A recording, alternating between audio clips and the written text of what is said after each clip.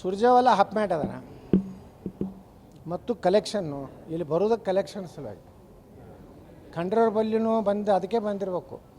ನಿಮ್ಮ ಮಗ ಟಿಕೆಟ್ ಕೊಡ್ಲಾಕ 8 ಕೋಟಿ ರೂಪಾಯಿ ಹೇಳಿದ್ದೀವಿ, ಅಭಿ ತಕ್ ನೈ ಇದೆಯಾ ಐಸ ಹೋಯ್ತು ಕೈಸಾ ಖಂಡ್ರ ಈಶ್ವರ್ ಜಿ ಅಂತ ಬಂದಾರ ಅವ್ರ ಹೊಟ್ಟೆ.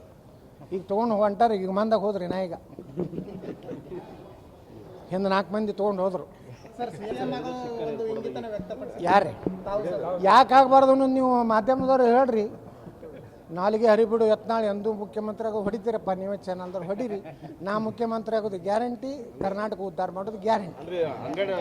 ಬುಲ್ಡೋಜರ್ ಸದ್ದು ಮಾಡ್ತಾವು.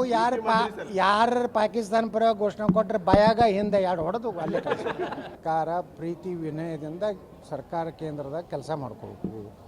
ಆ ಒಂದು ಪ್ರವೃತ್ತಿ ಸಿದ್ದರಾಮಯ್ಯನವ್ರಿಗೆ ಇಲ್ಲ.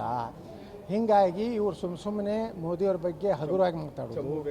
ಅದಕ್ಕೆ ಚಂಬು ಅವರಿಗೆ ಕೊಡ್ತೀವಿ 2024 ನಂತರ ಎಲ್ಲ ಕಾಂಗ್ರೆಸ್ನವ್ರದ್ದು ಎಲ್ಲ ಅಕ್ರಮ ಆಸ್ತಿ ಐತೆ ಎಲ್ಲ ತೊಗೋತೀವಿ, ತೊಗೊಂಡು ಬಡವ್ರಿಗೆ ಹಂಚ್ತೀವಿ.